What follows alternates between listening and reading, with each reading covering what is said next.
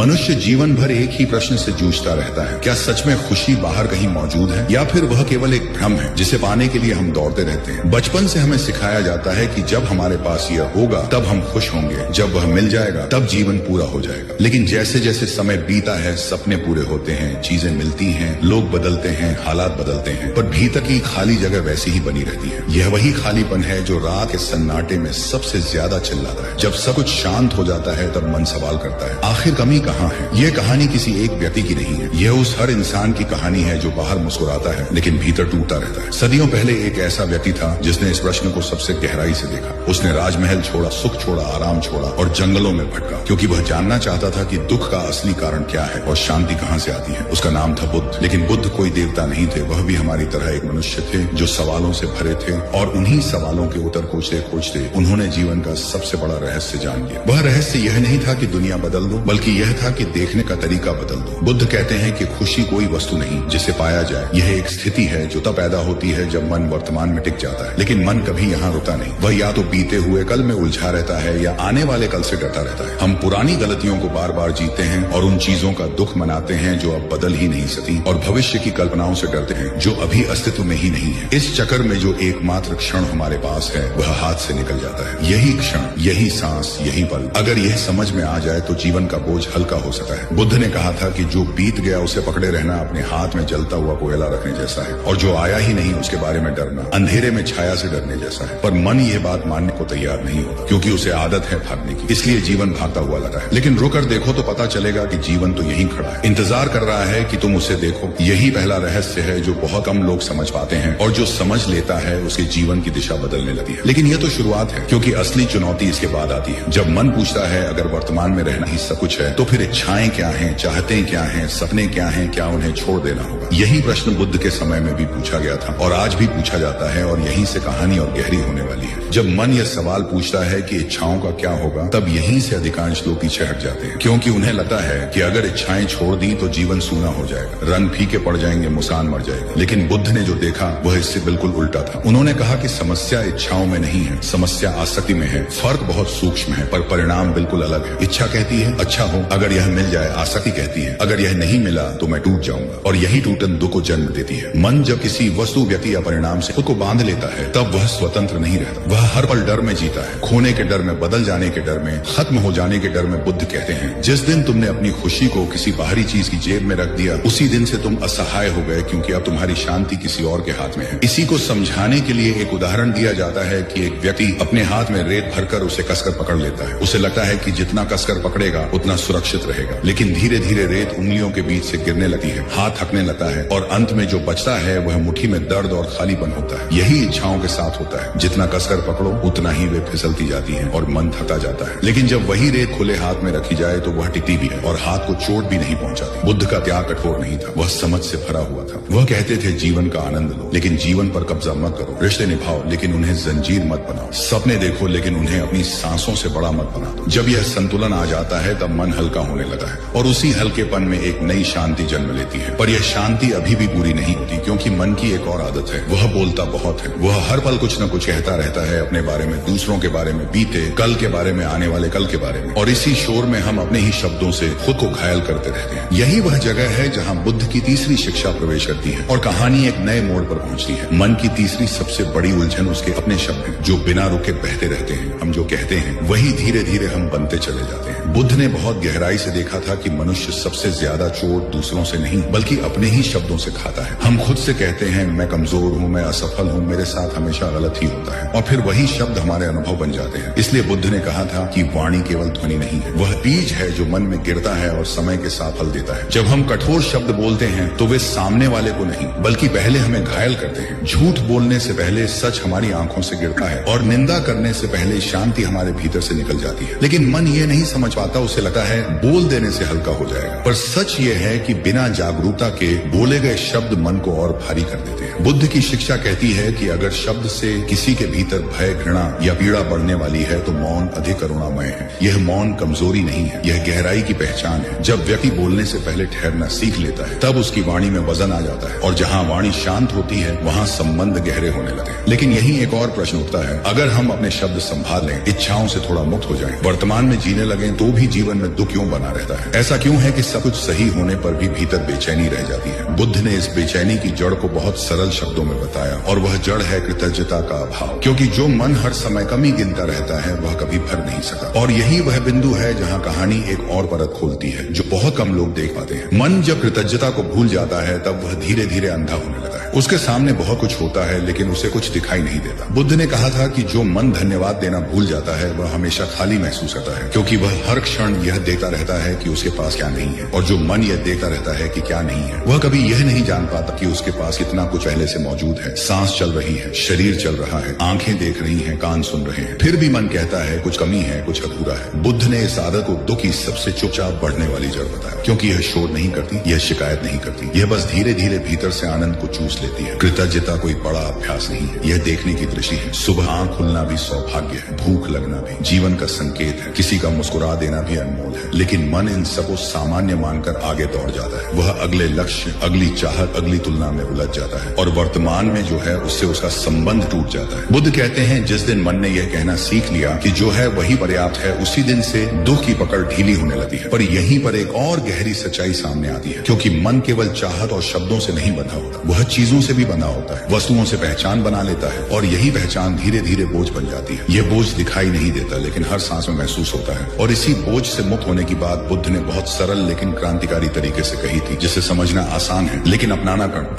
और यहीं से कहानी एक ऐसे मोड़ पर जाती है जहाँ बहुत से लोग रुक जाते हैं और बहुत कम आगे बढ़ते हैं। मन जब वस्तुओं से अपनी पहचान बना लेता है तब वह स्वयं को भूलने लगा है। बुद्ध ने देखा था कि मनुष्य कहता है मेरे पास यह है, इसीलिए मैं यह हूँ, मेरी गाड़ी, मेरा घर, मेरा पद, मेरा सम्मान, और धीरे धीरे यह मेरे बिना मैं कुछ नहीं बन पाता। यह सोच जन्म लेती है और यही सोच सबसे भारी बोझ बन जाती है, क्योंकि जो कुछ भी हमारा है वह स्थायी नहीं है। वह कभी भी छिन सकता है, बदल सकता है, खत्म हो सकता है। और जब पहचान अस्थायी चीजों पर टिक जाती है तब भीतर हमेशा डर बना रहता है खो जाने का, गिर जाने का, खाली हो जाने का। बुद्ध कहते हैं सादगी कोई अभाव नहीं है, सादगी स्वतंत्रता है। कम की जरूरत होना सबसे बड़ी समृद्धि है, क्योंकि तब मन किसी चीज जाने से टूटता नहीं। वह जानता है कि जो आया है वह जाएगा और जो जाएगा वह उसका असली स्वरूप नहीं था। जब मन सरल होता है तब वह जीवन की सूक्ष्म सुंदरता को देखने लगता है। हवा का स्पर्श, मौन की गहराई, किसी की उपस्थिति की शांति, यह सब वही देख पाता है जो बोझ से मुक्त होता है। लेकिन सादगी का अर्थ यह नहीं कि दुनिया से भाग जाओ, इसका अर्थ है दुनिया में रहते हुए उससे बंधे मत रहो, क्योंकि बंधन जितना गहरा होता है उतना ही दुख चुपचाप भीतर उतरता है। और यही एक और रहस्य खुलता है, क्योंकि जब मन हल्का होता है तब वह केवल अपने लिए नहीं सोचता, तब उसमें दूसरों के लिए जगह बनती है और उसी जगह से करुणा जन्म लेती है, जो केवल देने की भावना नहीं है बल्कि समझने की क्षमता है। और यही वह बिंदु है जहाँ बुद्ध की शिक्षाएं केवल व्यक्तिगत शांति से आगे बढ़कर पूरे जीवन को बदलने लगी है। लेकिन यह करुणा भी तभी टिकती है जब मन संतुलन सीख लेता है, नहीं तो वह भी थकान बन जाती है। और कहानी अब उस संतुलन की ओर बढ़ रही है जिसे बुद्ध ने मध्य मार्ग कहा था, और यहीं से यात्रा और भी गहरी होने वाली है। जब करुणा जाती है तब मन पहली बार अपने खोल से बाहर निकलता है। वह केवल अपने सुख दुख तक सीमित नहीं रहता बल्कि दूसरों के अनुभवों को भी महसूस करने लगा है। बुद्ध ने कहा था कि करुणा कमजोरी नहीं है, यह सबसे बड़ी शक्ति है, क्योंकि जो व्यक्ति दूसरे के दुख को समझ लेता है वह अपने दुख से भी मुक्त होने लगता है। लेकिन बुद्ध ने यह भी देखा कि करुणा बिना संतुलन के बोझ बन सकती है, इसलिए उन्होंने मध्य मार्ग की बात कही। एक ऐसा मार्ग जो न भोग में डुबोता है, न त्याग में सुख से भागने वाला मन भी दुखी रहता है और सुख के पीछे पागल मन भी खाली रहता है। दोनों ही छोर मन को अशांत रखते हैं। मध्य मार्ग वह कला है जिसमें जीवन को पूरी तरह जिया जाता है लेकिन पकड़ा नहीं जाता। बुद्ध स्वयं राजमहल के सुख से तपस्या के कठोर मार्ग तक गए और दोनों को परखा, और तब उन्होंने जाना कि सत्य इन दोनों के बीच है। जब व्यक्ति हर इच्छा को दबाता है तब भीतर विद्रोह जन्म लेता है, और जब हर इच्छा को खुली छूट देता है तब भीतर खालीपन फैलता है। मध्य मार्ग कहता है देखो समझो चुनो लेकिन अंधे मत बनो। इस संतुलन में जीवन सांस लेने लगता है, मन स्थिर होने लगता है, और यही स्थिरता आगे एक और गहरे द्वार को खुलती है, क्योंकि जब जीवन संतुलन में आता है तब मन पहली बार स्वयं को देखने के लिए रुकता है, और उस रुकने में एक अभ्यास जन्म लेता है जिसे बुद्ध ने मौन का द्वार कहा। ध्यान वह द्वार जहाँ से मन बाहर भागना बंद करता है और भीतर उतरना शुरू करता है। लेकिन यह भीतर की यात्रा आसान नहीं होती, क्योंकि वहाँ वही सब मिलता है जिससे हम भागते आए हैं। और यहीं से कहानी का सबसे रहस्यमय हिस्सा शुरू होने वाला है। जब मन ध्यान के द्वार पर पहुंचता है तब वह पहली बार रुकने से डरता है, क्योंकि अब भागने के लिए कोई बहाना नहीं बचा। बुद्ध ने कहा था कि मनुष्य संसार से नहीं डरता, वह स्वयं से डरता है। ध्यान में बैठते ही पुराने भय, पुरानी स्मृतियां,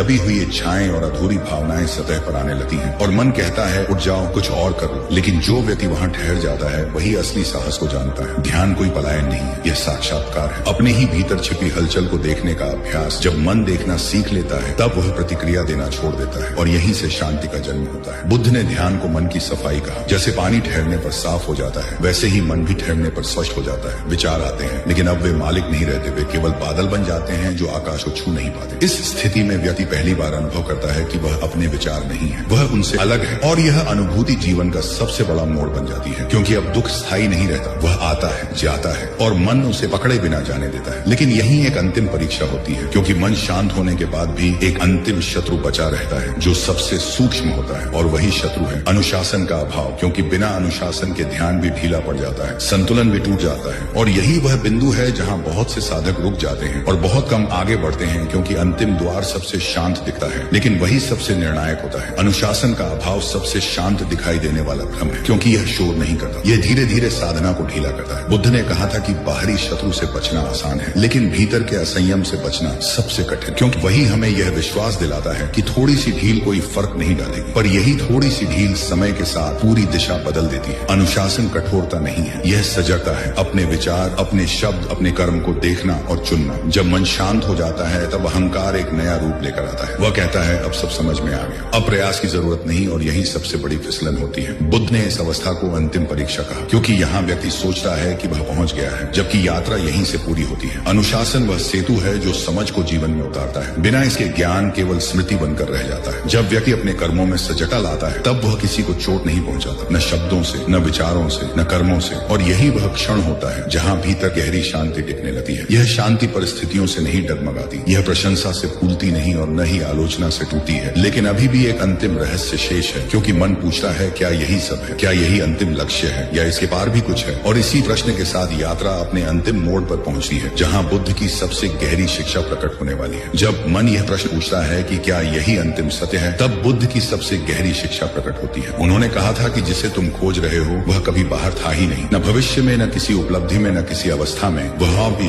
हमेशा यही था। खोजने वाला ही खोजी गई वस्तु था। यह सुनकर मन चकित हो जाता है, क्योंकि पूरी यात्रा बाहर की ओर थी और उत्तर भीतर निकलता है। बुद्ध ने कहा कि जिस दिन मन यह समझ लेता है कि उसे कहीं पहुंचना नहीं है, उसी दिन वह पहुंच जाता है। आनंद कोई लक्ष्य नहीं है, आनंद प्रकृति है, जो तब प्रकट होती है जब संघर्ष समाप्त हो जाता है। जब व्यक्ति यह देख लेता है कि वह जैसा है वैसा ही पूर्ण है, तब तुलना समाप्त होती है, और जहाँ तुलना समाप्त होती है वहीं शांति जन्म लेती है। यही वह क्षण है जब जीवन बोझ नहीं उत्सव बन जाता है, सांस लेना साधना बन जाता है, चलना ध्यान बन जाता है, और मौन सबसे गहरी प्रार्थना बन जाता है। बुद्ध ने किसी को नया बनने के लिए नहीं कहा, उन्होंने केवल इतना कहा कि जो हो उसे देखो, बिना भागे बिना पकड़े, क्योंकि देखने मात्र से ही बंधन ढीले पड़ने लगते हैं। और यही वह अंतिम रहस्य है जिसे बहुत कम लोग समझते हैं, कि मुक्ति किसी विशेष क्षण में नहीं आती, वह धीरे धीरे तब घटती है जब मन लड़ना छोड़ देता है। और इसी बिंदु पर कहानी समाप्त नहीं होती, बल्कि जीवन शुरू होता है, क्योंकि अब व्यक्ति वही करता है जो बुद्ध ने कहा था, हर सुबह नया जन्म लेना और हर दिन सजगता, करुणा, संतुलन और मौन के साथ जीना। और जो ऐसा जीने लगता है उसके लिए दुख स्थायी नहीं रहता और सुख की तलाश समाप्त हो जाती है, क्योंकि वह जान चुका होता है कि जिसे वह ढूंढ रहा था वही वह स्वयं है। और यही वह शांति है जो न छीनी जा सकी है, न खोई जा सकी है। और इसी शांति में जीवन की सबसे गहरी मुस्कान छिपी होती है। यदि इस वीडियो के शब्दों ने आपके मन को थोड़ा भी शांत किया हो, यदि कहीं भीतर कुछ हल्का सा स्पर्श महसूस हुआ हो, तो इसे केवल यही मत रोकिए। इस वीडियो को लाइक करके आप इस विचार यात्रा को आगे बढ़ा सकते हैं, और चैनल को सब्सक्राइब करके आप ऐसे ही और भी गहरे सत्य से जुड़े रह सकते हैं। यह चैनल केवल वीडियो नहीं साझा करता, यह उन प्रश्नों की खोज है जो हम सबके भीतर चुपचाप मौजूद रहते हैं। आपका एक सब्सक्राइब इस यात्रा को निरंतर बनाए रखने में सहयोग करेगा। और यदि आप चाहें तो कमेंट में अपने अनुभव या विचार अवश्य साझा करें, क्योंकि जब विचार साझा होते हैं तो समझ और भी गहरी होती है। आपका साथ इस मार्ग को और अर्थपूर्ण बनाता है। आपका धन्यवाद। शांत रहें, सजग रहें और भीतर की यात्रा जारी रखें। नमो बुद्धाय।